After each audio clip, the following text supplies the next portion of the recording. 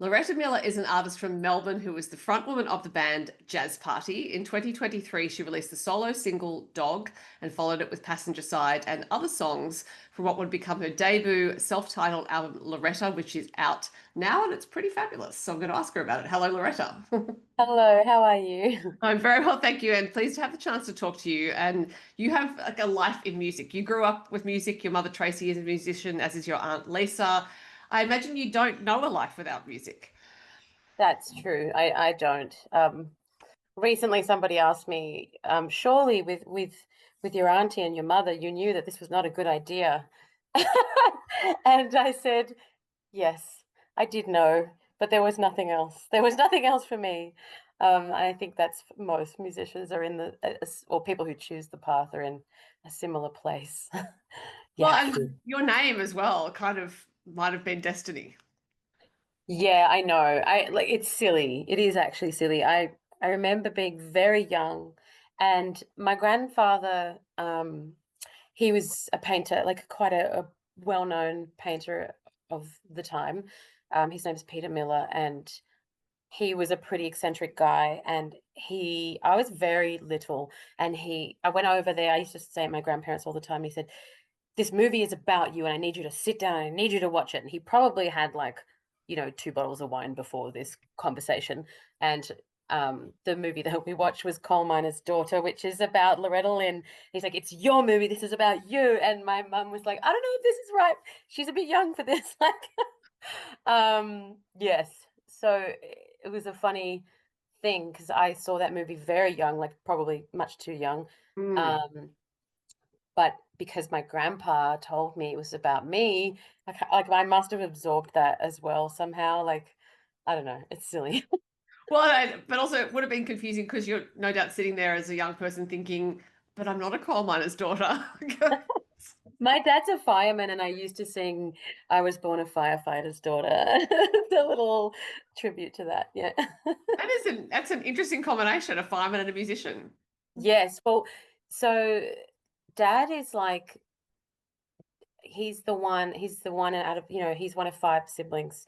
2 of his brothers are painters. His brother Lewis Miller is like quite a well-known painter. His sister is a well-known singer. His oldest brother Terry is a beautiful artist. Actually, he's not like famous or anything, but he's so talented and he did, drama teaching and all that kind of stuff. So like dad was like the fireman and the garbo. Like I don't know where that came from, and I'm sure he has it in him, but I think he got shy, like with so much going on. Yeah. Well, I suppose you could have got shy too, right? Surrounded by that, but and obviously there was the example of people who had made creative lives, but sometimes a child's instinct Yes. is to rebel against that and become a Yes. lawyer or something like that. Um, Yes. but you could also have thought, oh, I'm not going to be able to do that. So was there, at what age did you have this awareness actually that it would be okay to follow this path and that you could do it and probably do it quite well? Look, I think because I started doing it so young, and because I loved it so much, without having that awareness of, because I came at music so young, I didn't know about family members being famous or, Mm. like having that kind of heaviness to it. I just knew that they were brilliant and I loved it. And we definitely have a lot of self-consciousness within the family and there's a lot of self-judgment that goes on. And I think that if I hadn't have been naturally kind of good with my ear, Right. or because I think that I naturally have a good ear. I'm not like a super talented musician in any way. I just love music. I had a good ear and I grew up with it, being just like surrounded, covered, all of that. My younger sister is also a beautiful musician, but I think she's had a harder time coming to it because I filled that role first. So Right. I definitely think that exists within our family and that's a thing. She's in my band. And she's playing guitar and she paints. She's a painter as well. So like I feel like everyone sort of is going, "Oh, she's doing that, so I'll do this or whatever." But I think everyone's just full of talent, and it's just more about the confidence thing. But singing was the thing that I felt okay about. And my mum, as you said, is a singer as well, and just kind of like her enthusiasm for music and her skill. I was always so proud of her and so in awe of her, and I wanted to be able to sing like her. Mhm. And so I just, yeah, I absorbed a lot. Yeah. Mm-hmm. So, what sort of music did you grow up listening to, and was there like was it very much, oh, this is my parents' music, or were there things that you found your way to yourself? Like both. I think like a lot of kids when they grow up listening to their parents' music, they don't think their parents' music is cool. Like they might like it, but they'll be like, "Oh, but that's just, my parents' music and it's not cool." But I really, really loved it. I loved what they listened to. And I definitely listened to a lot of stuff they hated later on. Like I listened to a lot of rap and my dad was not into that, and lots of like 90s rock and roll and lots of pop. I love pop music. And again, my dad's more old school, and like 70s rock and roll is probably like, I don't know. That's the I cutoff shouldn't say point. I've had a few prosecco's. I've been hosting a 4-year-old's birthday party, so I'm probably saying a bit too much. Anyway, um, I I love their music, and it was a very, very broad spectrum of blue, like old school blues artists and rock and roll and hillbilly music and Appalachian music and Okay. rockabilly and country and soul and jazz and classical, and just I was very lucky. Yeah. I feel spoiled. Yeah. And quite a few of those influences are in the spectrum of music that you have released and performed. When you started singing, was it your mother who actually sort of led you into singing and gave you some structure around it because she had that experience, or did you just start singing and then started to find your voice, your own way? Um, it's a hard one because I think as my own human and person in the world, I am this strange combination of deeply self-conscious, but also naturally have an urge to perform Mhm. and to express. So as a very small kid, I would put on concerts for my parents, and all through from being like, I don't know, 3 onwards, we'd be doing ballet concerts for them, and then it would go from there. Like performance was always my thing in a way, and I was a Spice Girl in a big way, like obsessed with the Spice Girls, and I would put on concerts, Spice Girls concerts, and all that kind of thing. And but at the same time, my mother was working and writing arrangements and writing music, so I was being subjected to her creative process, whether I liked it or not. Mhm. She's bashing away on the piano, writing 5-part harmonies for choirs that she directed, and saying, "Oi, get over here! I need you to sing this part so I can see if this arrangement works."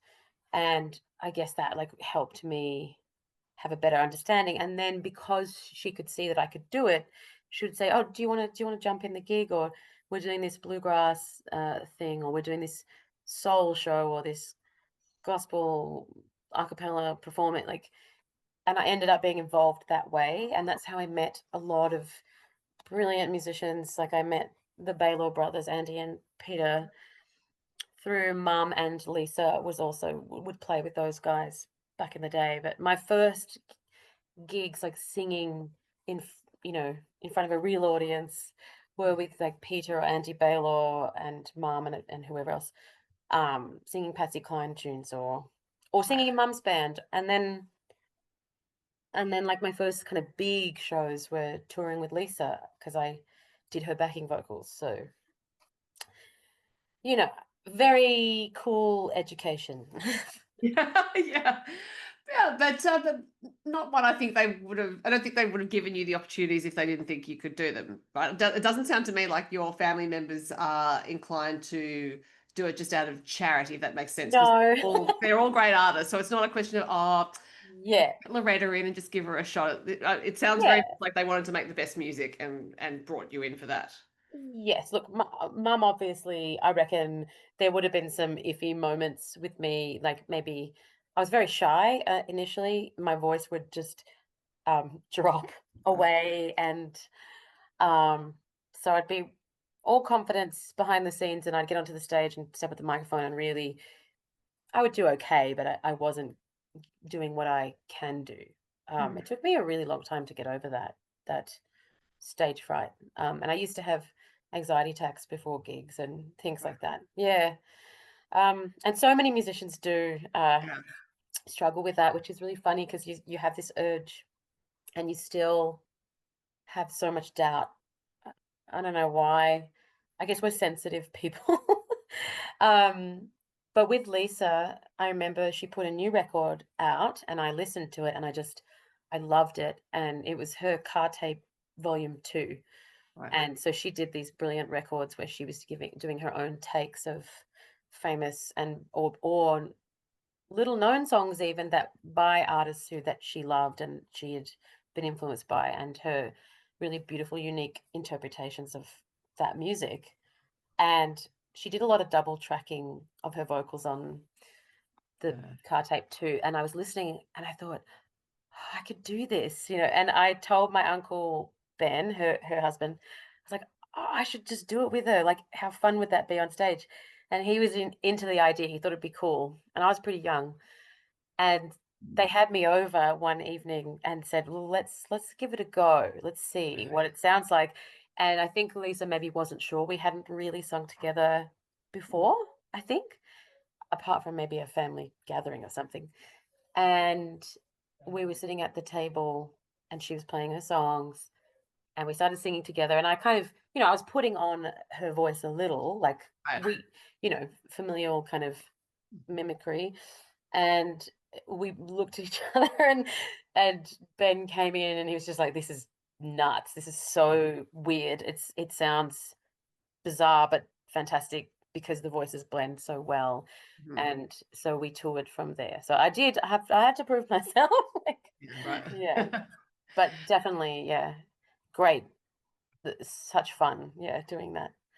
Well, I think the push and pull of wanting to perform, but being afraid of being seen. I think the being afraid of being seen is actually a very normal primal thing that we actually haven't evolved as much as we think we have, and Yeah, the limits of who we're meant to see in our lives are actually quite constrained. And so when you're yeah, on stage and you're seeing many more people than actually your primal brains mm, to see, it does set up a form of, from what I understand, it does set up a form of anxiety, and then you've got to that get makes past that.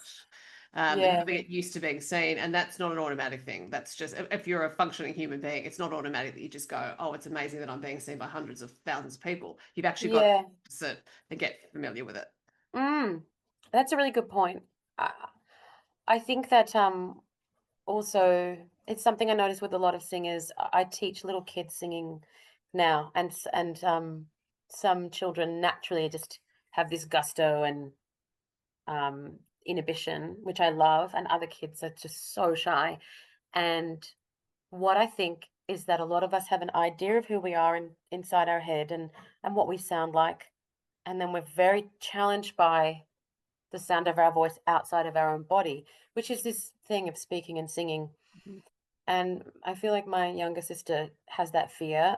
She can sing like without a doubt, but she definitely holds a lot back Mhm. because the sound of your own voice is quite confronting. Yeah. And it took me a long time to, I knew I could sing in tune. I was a tuneful singer, but it took me a long time to find my actual voice. And a lot of like singing different kinds of music and different experiences of singing, like years of it, different bands, before I really like let something rip. Like the way that I sing on Dog, that's my favorite way to sing, almost to like really unleash some inner shit, terror, whatever you want to say. Um, that is what I wanted from the beginning, and I think what I thought I could do, but it took me a while to get there. Yeah, to let it out. Yeah, I will come back to Dog because it's, it's such a great song. But I'm just thinking about you saying that when you were singing with Lisa, there was that familial mimicry that was going on to an extent which I would think is hard to prevent. But also, when you have a voice that can sing lots of different styles of music, I'm wondering if it actually is harder to find that one core sound of yours because it's so adaptable. It is. It is. I mean, I don't know what I like. I don't know how much I'm capable of, particularly. It's more that I love so many things, and Right. that has made me think I can maybe do more than I can, or it's made it difficult for me to um, make a record because I want to make 10 different records at once. I love so much music. Focus is difficult for me, and style is different from and I feel like that within the way that I dress as well. Like, I don't just love one thing. I don't just love one expression.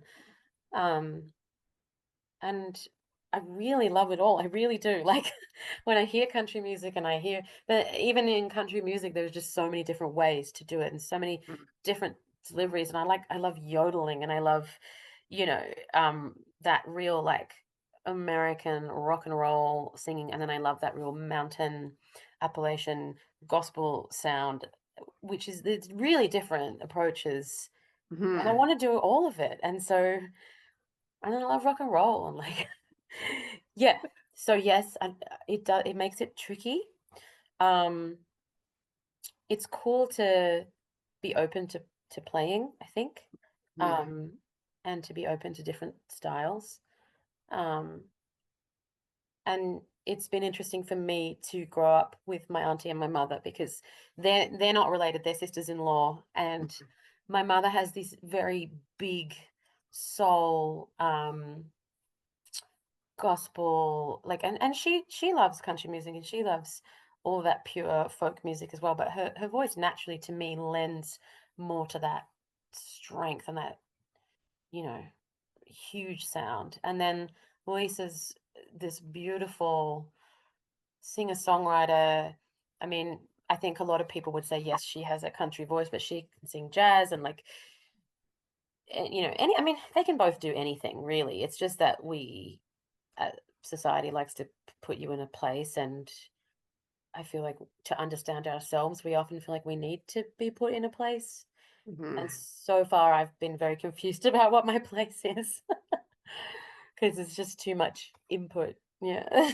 Well, except you do move between projects and seem to do it very well because you had Jazz Party for a while and then you now have this album and you've been releasing songs from this album over the past couple of years, I think. Couple of years, yeah. And I guess the your voice is what is the common denominator for sure. And it is now this instrument. You can certainly hear on the album what an instrument it is because it has this deftness to it as it moves around notes and words, which suggests to me an artist who does absolutely have a sense of her own identity within whatever song she's singing. Yeah, I guess you can't avoid but to be yourself, Mhm. even if you don't want to be. You're always yourself, even when you're running away from it. Yeah, Wherever you go, there you are, as the saying is. exactly, Yeah. exactly. Yeah, it's quite funny. Um, I often went like right after I played with Lisa and toured with her, I had this kind of crazy luck of falling into this band called Clary Brown and the Bangin' Rackets. And that to me was a dream, and it was so exciting. And it just so happened that that band had done kind of the hard yards as a touring band and as and building their reputation. And one of their members was leaving, and I was recommended by somebody, and I went and auditioned, and it was just like bam in. And then from there, recorded an album and went like that. And we toured the world, we toured the States a bunch. Like, we really did the thing and had all the buzz and all the excitement and the labels and the managers and all of that. Um, and at that time, I was just so in awe of Clary, and I mean, I always will be, and her voice always. Um, but I wanted to be her. I was just like, oh, I love being a backing singer. I love that I get to dance as well in this great band and in front of all these people. Like, I get to do it all. But I really was envious of not being able to sing the songs. I Right. wanted to deliver them, and that was tough. It was tough, like being in something that you love so much and being part of this great team, but also wanting more and being afraid that if you leave, you might never get anywhere and you might have walked away from something really great. In the end, I didn't have to leave. The band kind of went south. It's a long story, it's another story. We worked so hard and I just, you know, a lot of things happened. That's a big one. But the band didn't make it out alive. And so I was kind of set free in a way. And Jazz Party was cooking underneath as the like side project. It was like our freedom time when we got home from tour to go and Right. like express. And I found my feet there. And that's how I ended up knowing everybody that I know and making all these beautiful connections with musicians and friends and artists. And so that's a whole, you know, rich tapestry of of of stories. And I can't even remember the point I'm making, but it's just more like wanting to sing and wanting to wishing you had a voice like somebody else. Hmm. And people used to introduce me as Loretta the country singer. And I was like, "Ah, I'm when will I ever get away from that? When will I ever get away from that title?"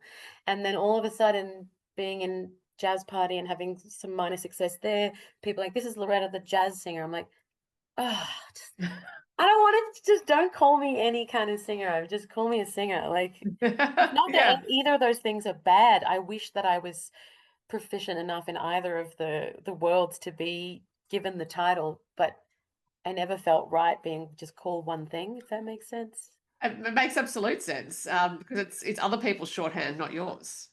To Yeah, yeah. yeah. It just goes back to that thing of wanting to be everything at once. Yeah. Which I think is an absolutely wonderful ambition. You know what I mean? Like that's what better desire is there than to want to be everything at once? Thank you. Yeah. Yeah, you get it. Totally. So I'm interested when you started writing songs, how did they begin to come out? Because you had these different influences, you'd listened to a lot of different music, and you've been performing in different sorts of genres as well. So when that desire to write started, was there a particular shape they were taking? Mm. Um, I think I've like writing is something that terrifies me. Mhm. Very self-conscious about it. And I had this kind of blessing and curse of being exposed to these incredible songwriters. So being in the Rackettes, I met Darcy McNulty and Jules Pascoe and Ruby Jones. And all three of those people are just so good at what they do. They're such brilliant songwriters. And my auntie is a brilliant songwriter, and my mother is a songwriter. And it's just like, yeah, that was my thing. That was my like, that's like, oh, everyone else does it, so I can't do that. Right.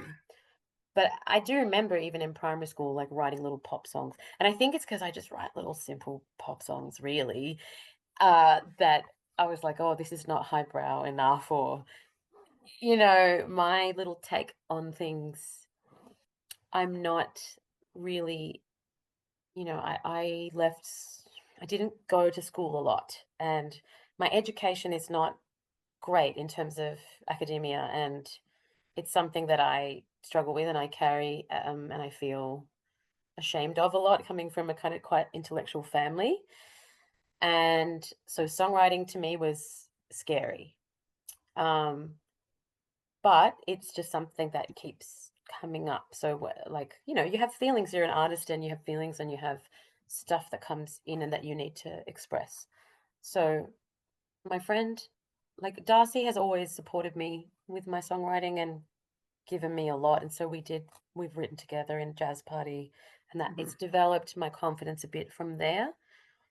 But my friend Harry was like, you know, I can see that you've got stuff to say and I want to hear it. So he invited me up to his place in Maynarm.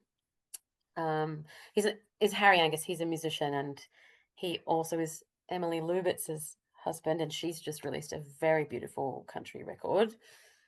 Um, so he was so supportive of me and wanted me to write demos with him, and he really encouraged me to let go.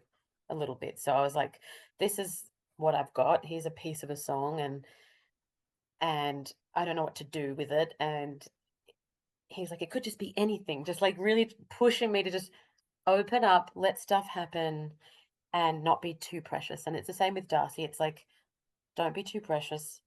Mhm. Don't kill your thing before you've even tried to make a thing. Let it happen. And if you don't love how it turns out, well, you can go back and change it. It's okay. Like, experiment and be open. That, yeah, that was a struggle. So it's definitely something I'm really working on still and learning. And there are some songs that come out really easy and really fast, and there are some songs that I feel self-conscious about or just deeply unsure. So yeah, I don't know if that answers your question or not. No, it does, and also I know you wrote and released a song with Ruby in 2022, the song 18. So clearly that Yeah. was a fruitful collaboration as well. Well, Ruby's just brilliant, honestly. She's a natural with words.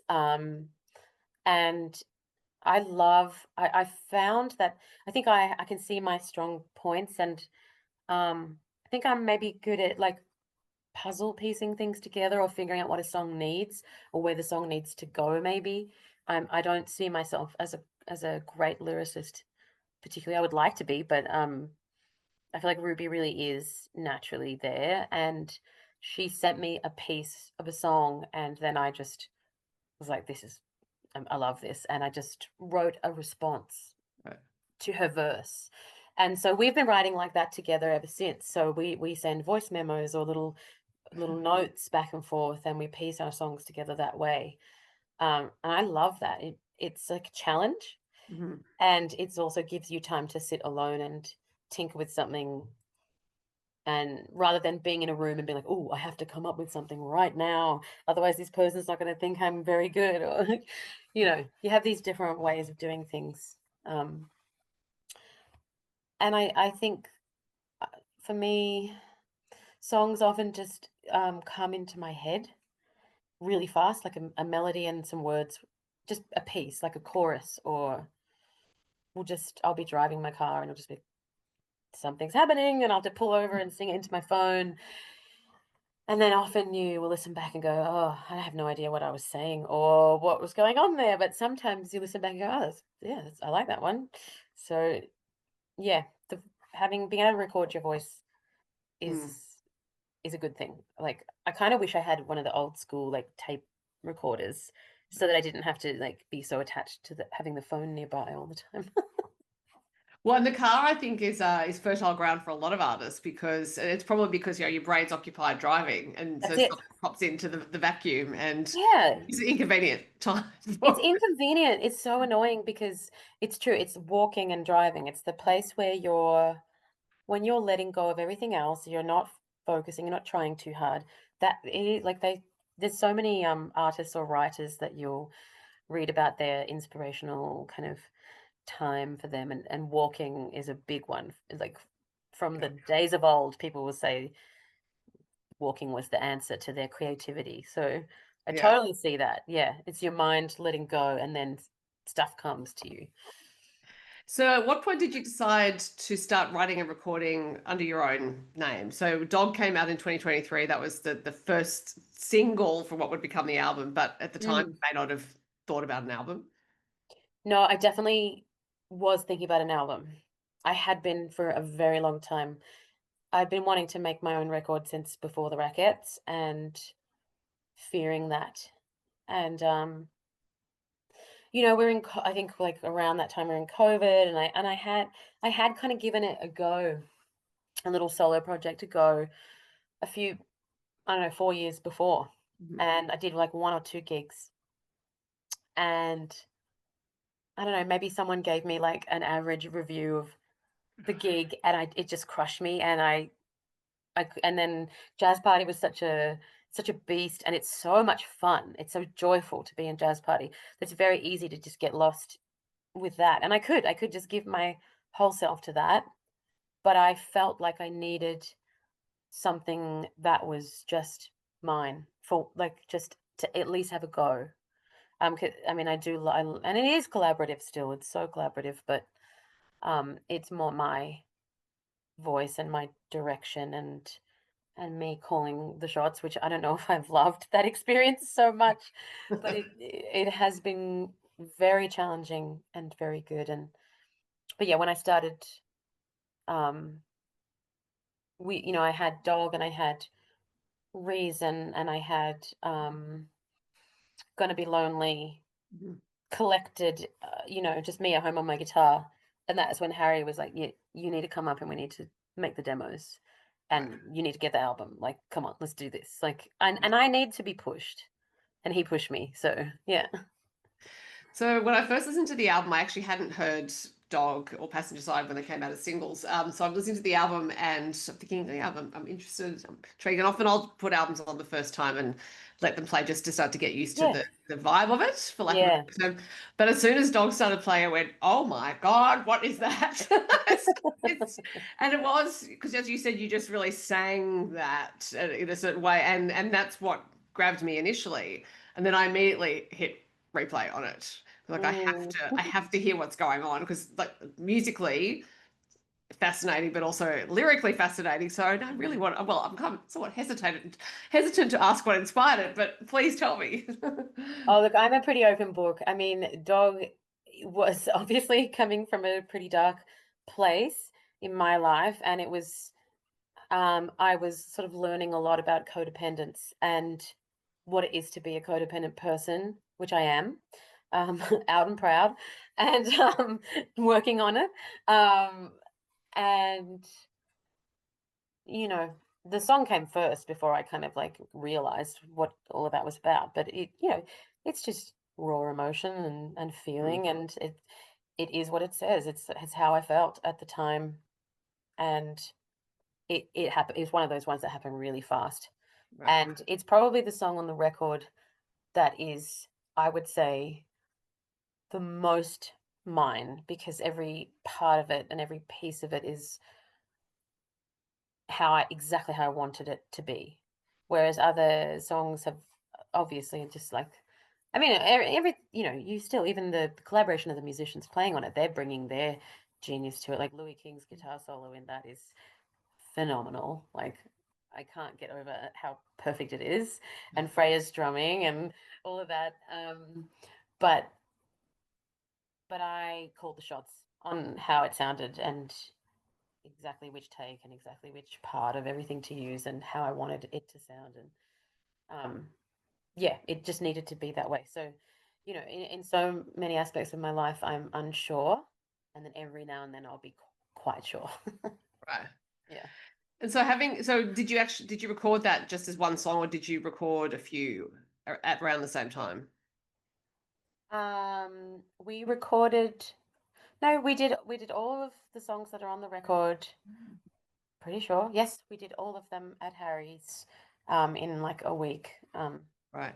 Yeah, I'd gone up there and done the demos with him and then come back home and listened to the demos a bunch and was like, all right, let's assemble the band. And we weren't a band at the time, and so it was just like pick the players that you want and let's go up and do it. And the band was kind of born out of the record being made. So yeah, it's kind of backwards a bit. Yeah. But you Well, just have to do it. yeah. Well, and obviously something worked about everyone being in that space together because you've remained together. Yeah. Yes. I mean, it's I've lost Freya as my drummer, which is unfortunate because she was just too damn busy for me. Um, and we really want to play together again, but it's hard in Melbourne. Like you've got all these brilliant players, but everybody plays on everybody's record. Right. Louis is touring with Doug Lemon and Grace Cummings like all the time, and it's made my life pretty damn hard because I don't have any money to keep him. I don't Right. have I don't have the money to like lock that guy down. And that was part of the reason why I was like, I need to rush this record. I need to like get cracking. And it was hard to make because I don't have any money. So like doing it on my own, completely independent of anything. And so I pay for every bit and I borrow everything I can borrow and I barter and people have been very generous with me. My photographer and my designer and Harry and all the musicians who are playing on it, everyone's like giving more than what they normally would for the price. But I was like, I need to get this record out because you just don't get the same treatment without a record in the world. Right. You Okay. don't get the Interesting. opportunities. And so I hope if I get some more opportunities, maybe I could keep my band a little bit more together because I love my band. Like, yeah, I want us to be able to do shows together. Yeah. I've actually never heard any artist say that about an album. So and that's really interesting because it's almost like um because I work in book publishing by day, and sometimes people will say that having a book, depending for certain sorts of authors, particularly in the business world, it's like a really elaborate business card having the book because it's like they're establishing their bona fides for whatever their expertise is, and it sounds a bit like that's what you're saying with an album. It's like Same. here are my credentials. I'm I proving myself to you that I can do this thing. And it is funny because I thought, being in the Rackets, being in Jazz Party, putting out a bunch of singles, I would have thought that that would be enough. But I'm feeling the difference with having the record in the world in the last 2 weeks even, Oh or wow. even people knowing that the record has a date that is coming out. All of a sudden you get treated a bit differently. People are much more lenient with you and much more open to putting you on a bill, on a festival. Festivals will not book you without a record. It's crazy. So, and I get it, but I also think it's really unfortunate because it's not cheap to make one. No, it's Yeah. not cheap to make one. It's not cheap to promote one. It's Yeah, a whole the lot of whole thing. expenses. Yeah. Totally. You're so right. Yeah. Um, and as I said, I've been very lucky. I've had a lot of people I can call upon and lean on, and I've offered my services to others. Like, I'll sing on your record if you play on mine, and all that stuff. And I love singing on people's records, so that's fine with me. That makes me happy. So that's great. That's great that I had that. Um, it's great that I know generous and talented people. Yeah. But I also tend to think, especially once we're past a certain age, we do things if we want to, right? So you can ask people, but they tend to only do them if they want to. And also bartering is Yes. underrated. Yes. Yeah, absolutely. I mean, it's community, and Yeah. um, I feel like in general, musicians and artists really support each other when they can. Yeah.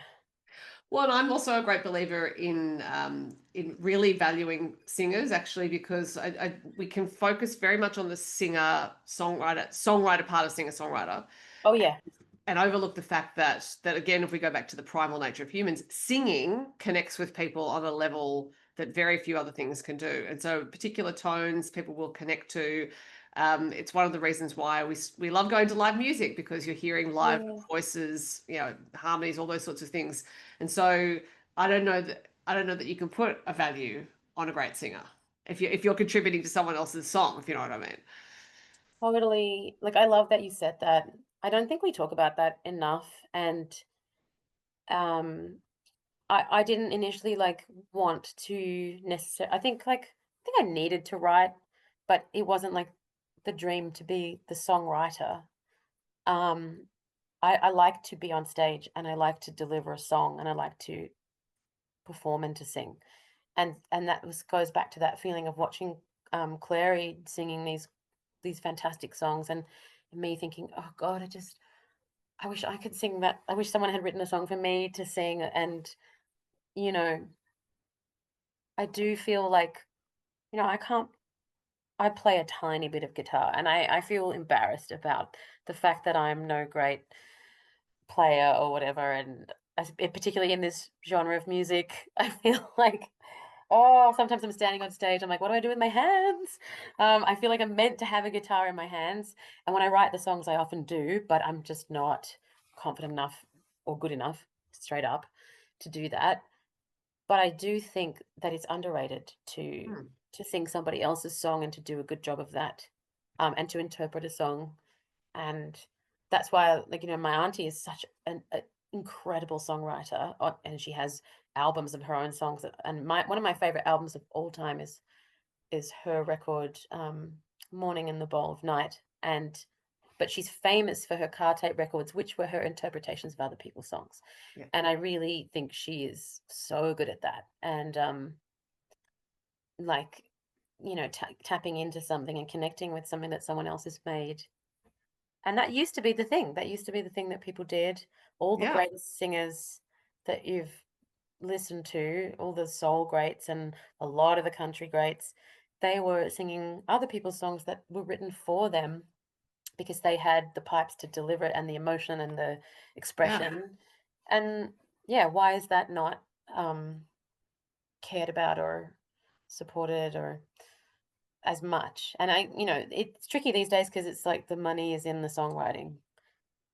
Well, yes, and I think that's possibly part of the reason why the emphasis has been put on it. But Yep. one of my favorite singers, Ella Fitzgerald. Well, she didn't write, nor did Frank Sinatra, another great singer of the 20th century. Frank Sinatra is one of my, I mean, and Ella, but I really love Frank.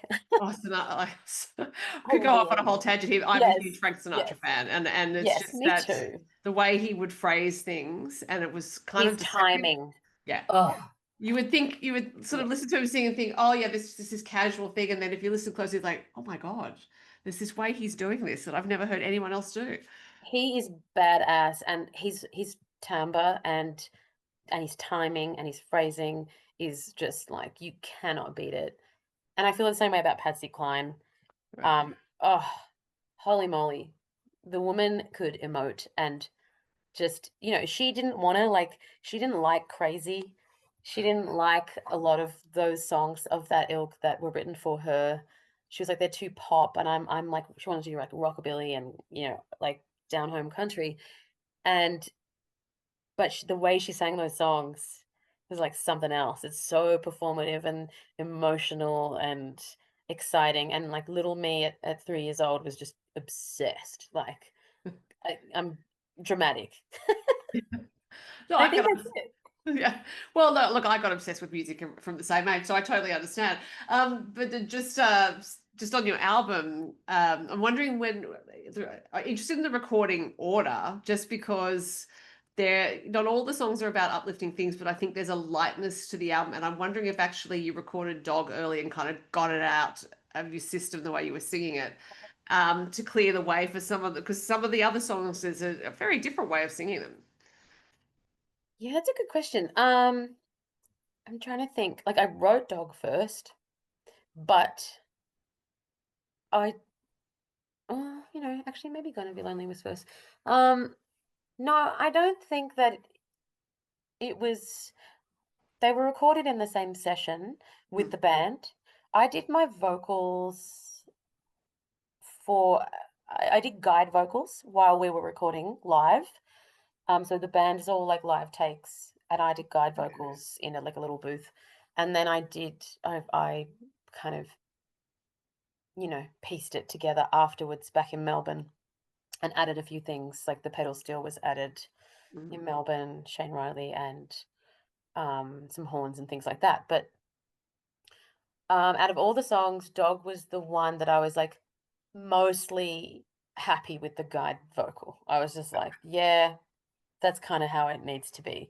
The other ones I needed to like give them a bit more time and even just like play them. We were starting to play them live a bit and doing that changes the way you sing things. I think Hmm. like you get to know the song more.